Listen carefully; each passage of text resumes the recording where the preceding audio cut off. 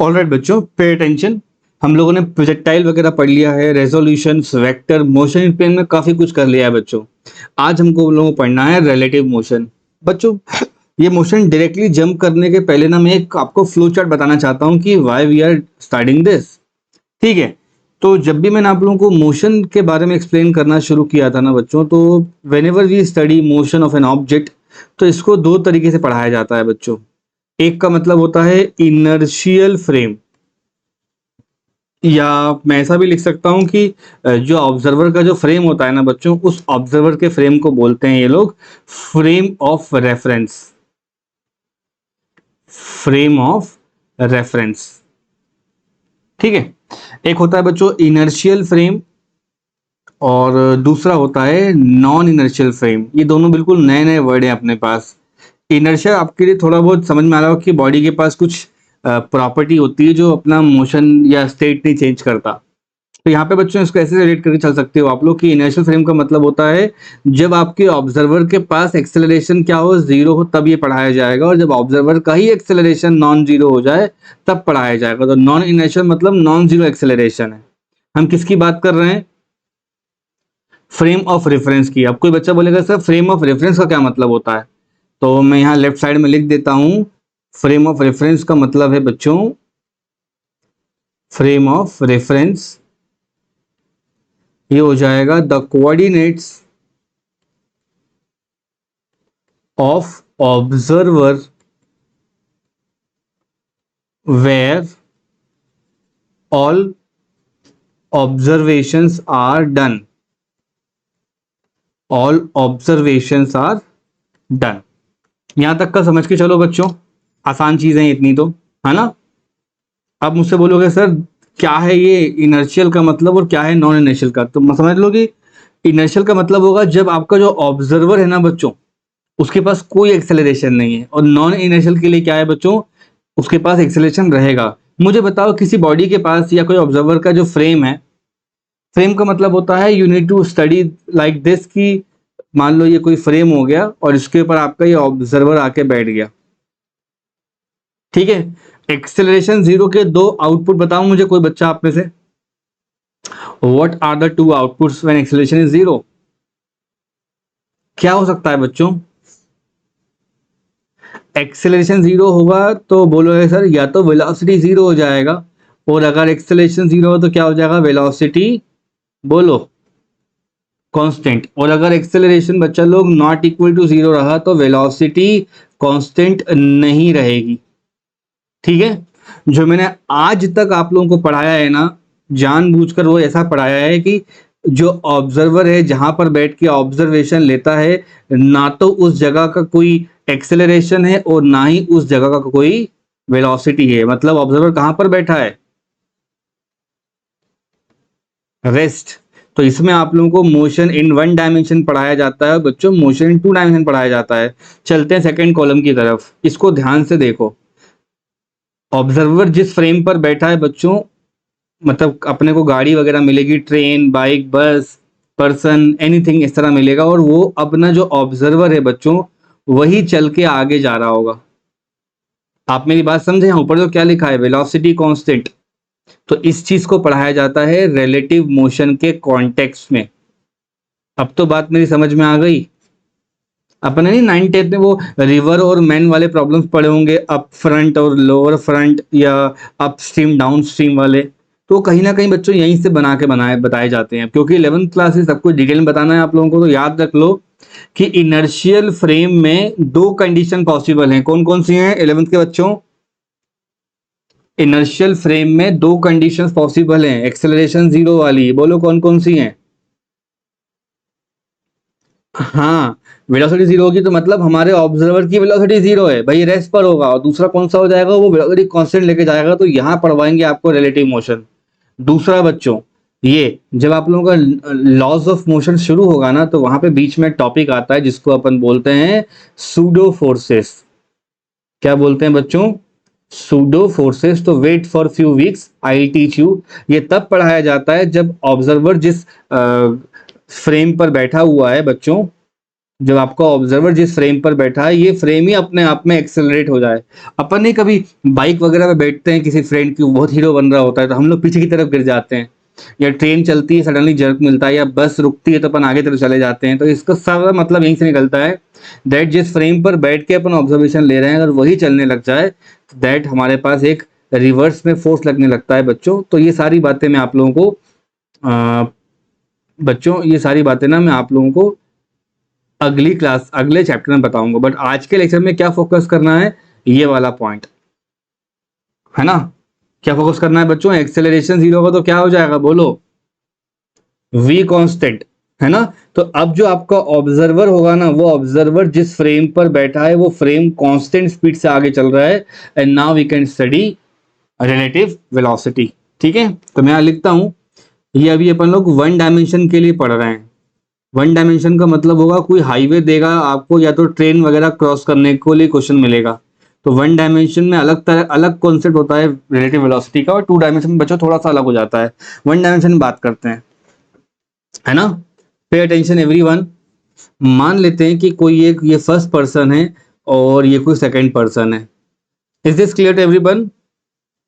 तो इसके पास क्या हो जाएगा, वेलोसिटी वी ए, और इसके पास क्या हो जाएगा बच्चों, वेलोसिटी वी बी। मान लो दो फ्रेंड्स चल रहे हैं, है ना, जिसका बार ज्यादा है वो उतनी ज्यादा स्पीड से चल रहा होगा। हम लोग नहीं, दो लोग एक गाड़ी में चल रहे हैं साथ में, है ना। तो बच्चों दोनों अगर सेम स्पीड पे जाएंगे ना तो वो आपस में एक दूसरे को स्टेशनरी समझ में आएंगे, है ना। तो how do we do this, हम किस तरह पढ़े इन चीजों को, तो फिजिक्स में उसको कैसे समझाया जाता है। मान लो ये वी ए लिखा है और ये क्या लिखा है बच्चों, वी बी लिखा है। ध्यान दो, दो तरीके हो सकते हैं, या तो वी बी वाला इंसान वी ए को देखेगा और या तो वी ए वाला इंसान वी बी को देखेगा। तो ऐसा बोला जाता है, ये लिखा है ना बी ए ऐसे लिखते हैं बच्चों, और उल्टा भी हो सकता है, ए बी भी हो सकता है। तो आप नॉमेनक्लेचर थोड़े ढंग से पढ़ लीजिए, है ना, कैसे इसको समझना है ना,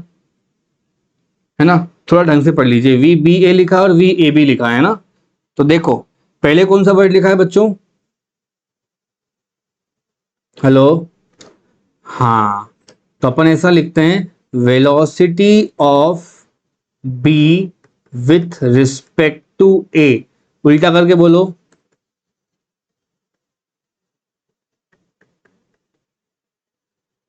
ठीक है। इसका मीनिंग क्या होगा बच्चों, हम बी को देख रहे होंगे ए पर बैठ के, मतलब ए वाला जो पर्सन है ना, यहाँ पे जो इंसान बैठा है उसने बगल में अपना सर घुमाया और बी को देखा। Is this clear. उल्टा क्या हो जाएगा, ए को देख सकते हैं बी पर बैठ के। एम आई क्लियर बच्चों, हाँ या ना। तो जब कभी रिलेटिव वेलोसिटी पढ़ने का मन करे ना, फॉर एग्जांपल अगर यहाँ हमसे कोई पूछता है कि वी बी ए क्या होगा बच्चों, उसका सीधा सीधा आंसर हो जाता है वेलोसिटी बी का वेक्टर माइनस वेलोसिटी ऑफ ए का वेक्टर। ये माइनस साइन क्यों आ रहा है बताता हूँ। इमेजिन करो ये अपनी क्लास का पहला बच्चा है, दूसरा बच्चा, दोनों साइकिलिंग करते हुए आगे जा रहे होंगे। तो जब फर्स्ट वाला बच्चा सेकंड वाले को देखेगा ना तो उस मोमेंट के लिए इमेजिन करो, हम लोग कहीं हाईवे पे जा रहे होते हैं तो हम सामने गाड़ी को देखते हैं, तो उस मोमेंट पे हमको गाड़ी इतनी फास्ट क्यों दिखती है, बिकॉज हमारा जितना भी मोशन है ना बच्चों वो उसको ट्रांसफर हो गया है। तो उसी को अपन फिजिक्स में ट्रांसफर करने की कोशिश करते हैं। मान लेते हैं मैंने आपसे पूछा है वी बी ए, मतलब बच्चों इसका टेक्निकल मतलब होगा बी को देखा जा रहा है ए पर बैठ के, है ना बच्चों। बी को देखा जा रहा है किस पर बैठ के, ए पर बैठ के। तो जिस पे भी लाकर आप ऑब्जर्वर को बिठाते हो ना वो तुरंत उस समय वहीं रुक जाता है और अपना एज इट इज वेक्टर बच्चों रिवर्स डायरेक्शन में इसको दे देता है, ऐसे करके। ठीक, और ये हो जाएगा बच्चों वी ए नहीं होगा, अब ये माइनस का वी ए होगा। तो अगर मैं, अब मुझे क्या करना है, ये तो मैंने पलटा लिया बच्चों, ये जो मेरा फर्स्ट वेक्टर था वो उस मोमेंट पे जब मैं बी को देख रहा हूँ ना तो मेरा सारा मोशन उसको ट्रांसफर हो चुका है और रिवर्स करके हुआ है। तो फिजिक्स में ऐसे लिखते हैं बच्चों। अब मुझे बताओ इन दोनों को ऐड करोगे तो कैसे करोगे, तो वी बी का वेक्टर हो जाएगा प्लस करके माइनस ऑफ वी ए का वेक्टर हो जाएगा। कोई बात, कोई परेशानी, तो बोलोगे नहीं है सर, प्लस माइनस कितना होता है, ठीक है। तो याद ऐसे करवाया जाता है बच्चों को कि अगर बी ए लिखा है तो आपको बस इतना लिखना है V B minus V A. क्या लिखना है बच्चों, V B minus V A. और अगर वी ए बी लिखा है तो यहाँ आ जाएगा V A minus of V B. मैं आपको सेकंड वाला ही बतलाता हूँ। मान लो ये आपका ऊपर वाला डायग्राम ही है बच्चों, ए जा रहा है और बी जा रहा है। Is this clear? है ना, देखो ए जा रहा है और क्या जा रहा है, यहाँ पे बी जा रहा है। इस कितनी होगी वेलोसिटी, वी ए और वी बी। अब बताओ इसका क्या मतलब होता है? What is V A B my dear students? A, हम ए को देख रहे हैं बी पर बैठ के, तो कहां पे बिठाओगे अब की बार? जिस पर ले जाकर ऑब्जर्वर को बिठाओगे ना बच्चों, तो वो माइक्रो सेकेंड के लिए वो इंसान क्या हो जाएगा, वो रुक जाएगा, इसको जीरो कर देगा। वो उस मोमेंट पे आप स्टेशनरी हो जाते। तो बच्चों वीबी को जीरो कैसे करते हो आप, कैसे करोगे? इतना ही नेगेटिव लाके देना पड़ेगा ना आपको, इतना ही बच्चों आप लोगों को नेगेटिव लाके देना पड़ेगा। तो कुछ जगह पे ना ऐसा लिखा होगा वीबी को जीरो करने के लिए लाए हैं, कुछ जगह पे ऐसा बोलते हैं कि ये अपना पूरा मोशन ट्रांसफर कर देगा। बच्चों आप याद रख लो, जहां ऑब्जर्वर बैठेगा ना उसका नेगेटिव काउंट करवाना होता है। अब आपका बच्चों वीबी एट प्रेजेंट के लिए कहाँ दिख रहा है, यहाँ पे और यहाँ पे, इन दोनों को ऐड कर लो भाई। V A vector plus minus of V B vector, घूम फिर के कहाँ आ गए आप? हम किसकी बात कर रहे हैं? हम ए को देख रहे हैं बी पर बैठ के। डाउट बोलो सेकंड वाले के लिए। रिलेटिव का मतलब होता है उसके रिस्पेक्ट में, ये मतलब है रिलेटिव का बच्चों। Relative velocities. Okay students, pay attention everyone. देखो क्वेश्चन है हमारे पास, दो ट्रेन्स होंगे ए और बी, दोनों का लेंथ दे रखा है, बोलोगे हाँ सर, और पैरेलल ट्रैक पे चल रहे होंगे और यूनिफॉर्म स्पीड है, कितने की है बोलो? 72 kilometres in the same direction, और ए आगे चल रहा है बी के। तो पहले इतना बना लेते हैं अपन लोग, इतनी नॉलेज बहुत दे दी इन्होंने, है ना। तो मान लो बच्चों ये आपके पास कोई ट्रैक है, इस तरह का पैरेलल ट्रैक है, दिखा क्या? इस ट्रैक पर है ना एक ट्रेन होगा इस तरह से ए, और वो पीछे चल रहा होगा यहाँ पे कहीं ट्रेन बी। और आपने नोटिस किया होगा हर ट्रेन के पास सामने की तरफ ड्राइवर होता है और पीछे की तरफ बच्चों गार्ड होता है, जो क्या करता है? गार्ड मतलब जनरली वो सिग्नलिंग करने के लिए होते हैं। तो यहाँ पे भी क्या हो जाएगा बच्चों, ड्राइवर, और ये क्या हो जाएगा आप लोगों का गार्ड।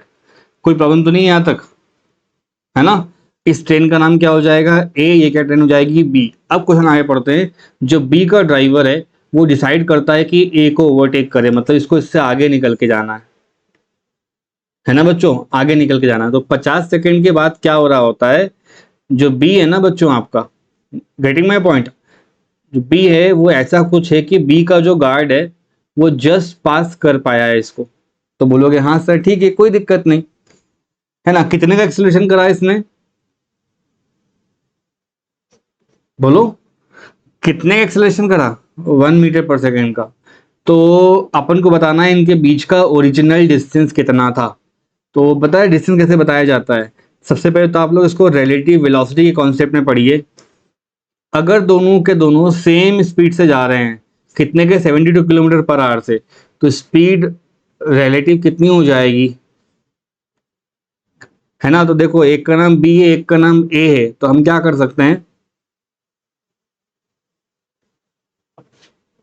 ए पर बैठ के बी को देख सकते हो क्या? तो बोलोगे हाँ सर। तो क्या हो जाएगा, U B minus of U A. Clear हुआ बच्चा? हेलो बच्चों, अगर दोनों मान लो सेम स्पीड पे चल रही होती तो क्या ये हमेशा सेम चल रहे होते ना? बोलोगे हाँ बिल्कुल सही है sir.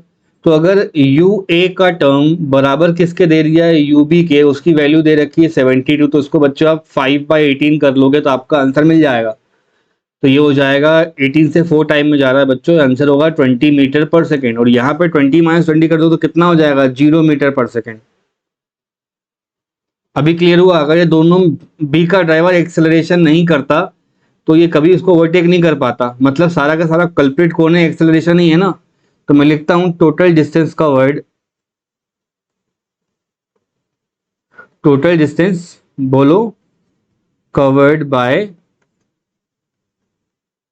Train B with respect to train, बोलो ए। एच कितना होता है बोलते जाओ, यूटी प्लस, किस किस को आया ये समझ में?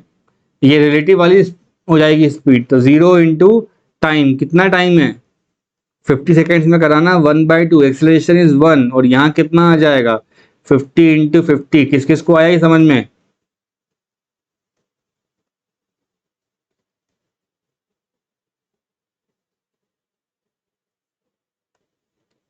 बच्चों क्लियर हुआ क्वेश्चन? आसान है। इसका मतलब पता है बच्चों क्या है? ए और बी के बीच में शुरुआत में कितना डिस्टेंस है? ए और बी के बीच में शुरुआत मतलब ए के गार्ड और इसके ड्राइवर के बीच में शुरुआत में कुछ डिस्टेंस होगा, और वो डिस्टेंस पूछा है इसने, जो अपना आ रहा है आंसर 1250 मीटर्स। दो ट्रेनें हैं बच्चों, पैरेलल ट्रैक पर रखी हुई हैं, दोनों सेम स्पीड जा रही हैं, तो लाइफ टाइम उतनी पे चलती रहती हैं वो लोग। अगर ट्रेन ए किस पे चल रहा होता है 20 मीटर पर सेकेंड, ट्रेन बी कितने पे चल रहा होता है बोलो 20 मीटर पर सेकेंड, तो क्या बी ए को ओवरटेक कर पाता? 11th क्लास का बी ए को ओवरटेक कर पाता है? कभी नहीं कर पाता। तो आप लोग को यू ए बराबर यू बी दे रखा है 20 का, तो रिलेटिव कितना आ गया 0। ये 0 इस्तेमाल करेंगे बच्चों को, मैंने देखा है यही गलती होती है, यहाँ 20 लिख देते हैं। नहीं भाई, ये पूरा का पूरा इक्वेशन रिलेटिव फॉर्म में लिखा गया है। तो लिखा है ना, distance covered by train B with respect to train A, तो स्पीड क्या आ जाएगी बच्चों इसकी आ जाएगी, और उन दोनों के बीच में एक्सेलरेशन कितना हो जाएगा? तो बोलोगे सर एक्सेलरेशन आपने रिलेटिव क्यों नहीं लिया? तो बच्चों रिलेटिव अगर लूंगा भी तो क्या हो जाएगा, acceleration of B minus acceleration of A हो जाएगा ना।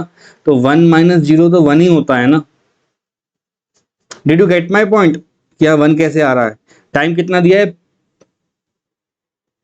हाँ, नहीं नहीं, ओवरटेक्स ए है, ये डेसिमल में गलती मत करो, फुल स्टॉप नहीं। बी डिसाइड करता है ए को ओवरटेक करना बाय एक्सेलरेशन। थोड़ा टाइपिंग मिस्टेक हो सकता है, पंक्चुएशन मिस्टेक है बेसिकली। तो 50 सेकंड के बाद आगे जा रहा है बच्चों, मतलब 50 सेकंड्स आपका टाइम था। क्वेश्चन की वैल्यूज को रीड करना सीखो बच्चों। 50 सेकंड में एक का एक्सेलरेशन लेके उसने क्या मार दिया, उसको ओवरटेक मार दिया, कितने का हो जाएगा डिस्टेंस? डिस्टेंस बिटवीन ट्रेन, आगे कौन सी ट्रेन है ए, कोई प्रॉब्लम बच्चों? All right, pay attention students. Question कहता है अपन को, there is a 2 lane road, है ना, 2 लेन का कोई रोड होगा बच्चों, वहां पर एक कार ए है जो ट्रेवल करता है 36 किलोमीटर पर आवर पे। तो मैं सबसे पहले मैं कार ए बना लेता हूं बच्चों, ये रहा तुम्हारा कार ए, जो कि किससे जा रहा होगा बोलो? हाँ, 30 किलोमीटर पर आवर, और बी और सी एक दूसरे को है ना approaches car A in opposite direction, और ये दोनों के दोनों क्या कर रहे हैं बच्चों 54 से कर रहे हैं। किसी भी इंस्टेंट पर ए बी और ए सी डिस्टेंस, मतलब ये समझ लो कि दो इक्वल डिस्टेंस होंगे बच्चों। ये एक ही लाइन दिख रही है अपन को, है ना, इससे 1 किलोमीटर इधर और बच्चों 1 किलोमीटर इधर, दो लोग आ रहे हैं, तो एक का नाम क्या हो जाएगा बोलो? One will be B and one will be C. Clear हुआ? यहाँ पे ओवरटेक वर्ड लिखा है ना, ओवरटेक का क्या मतलब होता है कि ए के आगे चला जाएगा आपका बी, तो इस तरफ आना चाहिए बी, और इस तरफ अपोज में क्या आना चाहिए सी। किस किस को आया ये बच्चों? आया। अब ए पर बैठ करके लेफ्ट साइड में डिस्टेंस जो आएगा वो आ जाएगा 1 किलोमीटर का, और राइट साइड में 1, जैसा क्वेश्चन बोल रहा है आपसे, ठीक है। मिनिमम एक्सेलरेशन बताना है कि बी और सी देखो ऐसे आएंगे तो आपस में एक्सीडेंट कर ले जाएंगे। बी को पता है कौन सा पाथ लेके जाना है, एक्सेलरेट करके यहां से बच के निकल जाना है। ये तो कितना एक्सेलरेट करना चाहिए इसको, how much should be the acceleration, कि जब सी ए को हिट करे उससे पहले यहां से क्रॉस कर जाए। ऐसे ही करते ना अपन, गाड़ी भी चलाते हैं तो वो गाड़ी के निकलने के पहले अपन को निकलना होता है ना, तो वही अपना काम है यहाँ पर।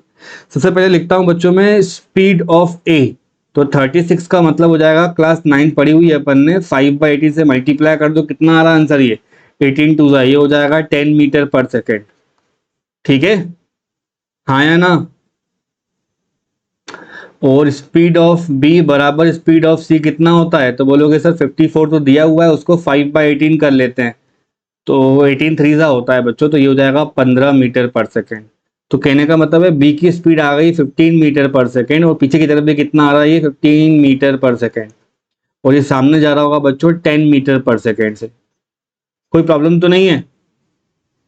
नहीं है ना बच्चों? बी वाले पे आपको एक्सेलरेशन निकालना है, तो मैं सोल्यूशन में लिख रहा हूं रिलेटिव वेलोसिटी ऑफ, है ना, सी एंड ए। देखो दोनों के दोनों ऑपोजिट डायरेक्शन में आ रहे हैं, तो ऑपोजिट में क्या होता है बच्चों, ऐड हो जाता है, याद होगा सबको, है ना। तो velocity of C with respect to A कितना हो जाएगा, ऐसी कितनी स्पीड है, हम कभी हाईवे पे चलते हैं बच्चों तो 15 और ये 10 कितना हो जाएगा, जल्दी बोलो। 25 मीटर पर सेकेंड से आपस में अप्रोच कर रहे होंगे, कौन, ए और सी। तो कहने का मतलब है बच्चों अगर इनके बीच का डिस्टेंस अगर 1 किलोमीटर है तो कितना टाइम में ये लोग ओवरटेक कर जाएंगे, मतलब क्रॉस कर जाएंगे। तो मैं लिखता हूं यहां पे time taken for C to cross A. Time का फॉर्मूला बोलो, जहां पर एक्सेलरेशन 0 होता है, टाइम का फॉर्मूला बोलो, डिस्टेंस अपॉन वेलोसिटी। तो 1 किलोमीटर को लिख लेता हूं मैं 1000 मीटर, यहां पे आ जाएगा 25, आंसर बोलो। तो हो जाएगा 40 सेकेंड। अब 40 सेकेंड में यहाँ पे ये इसको क्रॉस करने वाला है, देखो before C does, C cross कर जाएगा 40 सेकेंड में, 40 सेकेंड के अंदर इसको एक्सलेट करके निकलना चाहिए भाई। आपको समझ में आया बच्चों, एक क्लॉक मिल गया मुझे, टाइम मिल गया मुझे यहाँ से कि 40 सेकेंड में सी बच्चों क्रॉस कर जाएगा, उसके पहले करना है। तो मैं लिखता हूं minimum acceleration required by B to cross A, है ना, ठीक है। और इन दोनों के बीच का डिस्टेंस कितना है, जल्दी बोलो। बी और ए के बीच का डिस्टेंस कितना है, 1 किलोमीटर है। तो 1 किलोमीटर कवर होना चाहिए, एस बराबर यूटी प्लस, बोलते जाओ।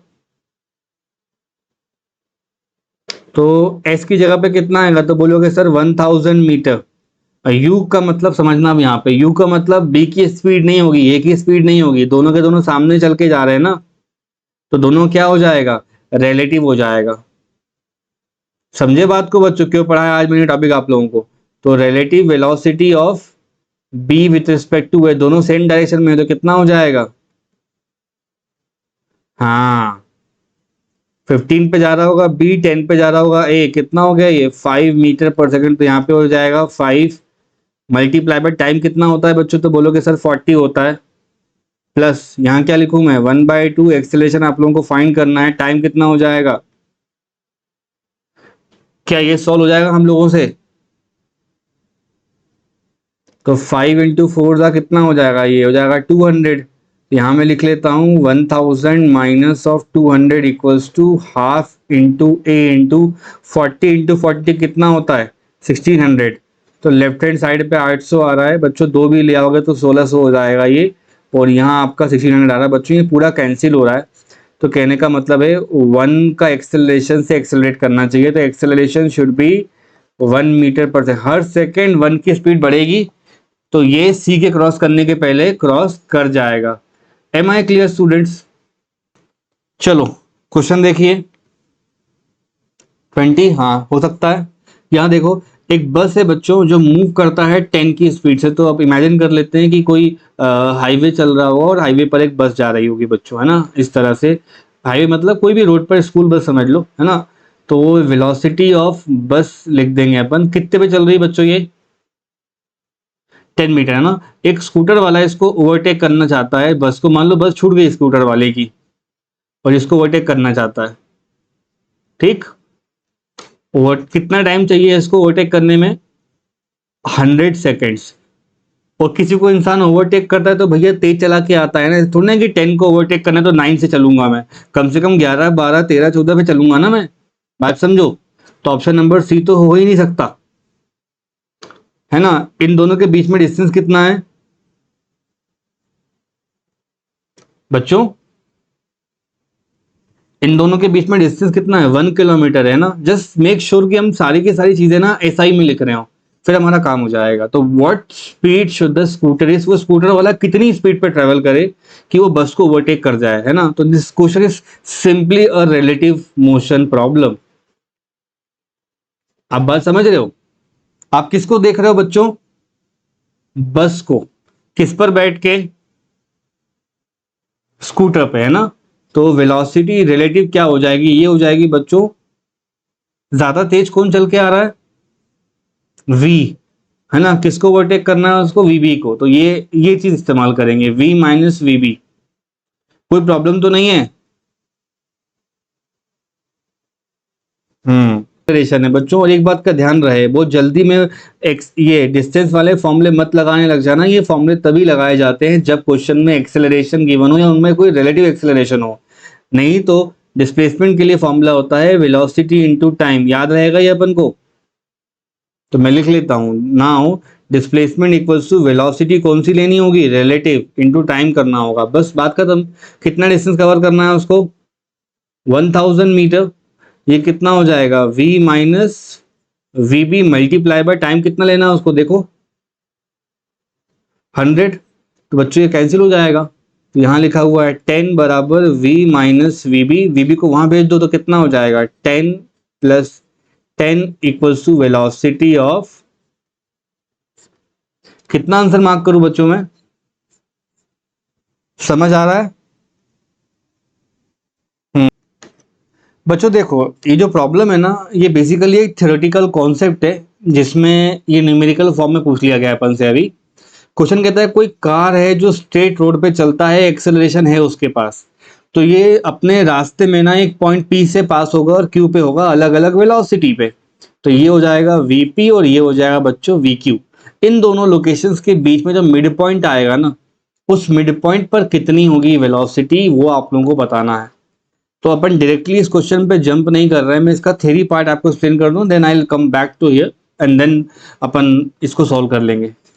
ठीक है, मान लीजिए ये कोई डिस्टेंस है, ठीक है। एक एंड पे मैं पी लिख देता हूं, एक एंड पे क्यू लिख लेता हूं, कोई प्रॉब्लम तो नहीं है। और ये पॉइंट क्या हो जाएगा? इसका मिड पॉइंट हो जाएगा, है ना बच्चों। तो मिड पॉइंट के इधर भी डी कर लो, इधर भी डी कर लो, चाहो तो डी बाई टू भी कर सकते हो। अगर बच्चों कोई कार आपकी पी से निकलती है और क्यू से निकलती है, तो रास्ते में मिड पॉइंट पे भी पास होगी ना। समझ रहे हो बात को? है ना। तो बच्चों अगर बॉडी के पास थ्रू आउट में एक्सेलरेशन है, बोलो बॉडी के पास थ्रू आउट में एक्सेलरेशन है, तो स्टार्टिंग जो वेलोसिटी होगी वो u मानी जाएगी, एंड वाली बच्चों v मानी जाएगी, और सेंटर पे मानी जाती है जो वेलोसिटी है उस पे मिड लिखा जाता है। और कई क्वेश्चन में ये पूछ लेंगे, तो जो आंसर लाके दूंगा मैं अभी, वो आप याद करेंगे। इस प्रॉब्लम को कहते हैं mid point problem. You will aware of so many new terminologies जो क्वेश्चन देख के समझ जाओगे। इसे मैंने उस दिन वो हाफ हाफ टाइम वाला पढ़वाया था, आप लोगों को याद होगा, है ना। तो मैं बच्चों यहाँ पे बस इतना लिखता हूं कि using third equation of motion, बोलो using third equation of motion, है ना। तो पहले अपन फुल पाथ के लिए लगाएंगे, है ना। तो बताओ फाइनल स्पीड कितनी आ रही है? वी स्क्वायर माइनस कितना है ये? यू स्क्वायर बराबर 2 इंटू एक्सेलरेशन इंटू डिस्टेंस। कितना है यहाँ पे? किस किस को आया ये बच्चों समझ में? बच्चों पूरे कितना हो जाएगा? ये 2D हो जाएगा, ठीक है। ये हो गया फर्स्ट इक्वेशन। एंड बच्चों मिड पॉइंट के हिसाब से अगर लगाना चाहोगे तो क्या हो जाएगा? मिड पॉइंट से आगे तक का स्टडी करो बस। तो मिड पॉइंट से अगर आगे जा रहा होगा, और इमेजिन कर लो कि मैंने देखना है उसको मिड पॉइंट शुरू करा है, तो ये हो जाएगा, बोलो v का स्क्वायर माइनस मिड का स्क्वायर। इसके लिए क्या हो जाएगा? v ये हो जाएगा और u ये हो जाएगा। V square minus U square बराबर कितना हो जाएगा? 2 इंटू ए इंटू डी। किस किस को आया ये समझ में? हेलो, आया? Equation number 2। अब दोनों को ना डिवाइड मार दो, डिवाइड मारते 2AD चले जाएंगे, है ना। केवल क्या बचेगा बच्चों? 2 बचेगा। और यहाँ क्या बच रहा है अपने पास? V square minus U square, divide करके लिखा हुआ है V square minus V minimum का स्क्वायर। बच्चे लोग क्रॉस मल्टीप्लाई करके बताना, सबको आता होगा अब तो समझ में। 2v square minus 2v minimum का स्क्वायर बराबर में क्या आ रहा है? ये V square minus U square. कोई प्रॉब्लम तो नहीं बेटा? सबको अब देखो ना, ये और ये भाई साहब ये एक साइड होने चाहिए। अपन को निकालना क्या है, वी में निकालना है ना।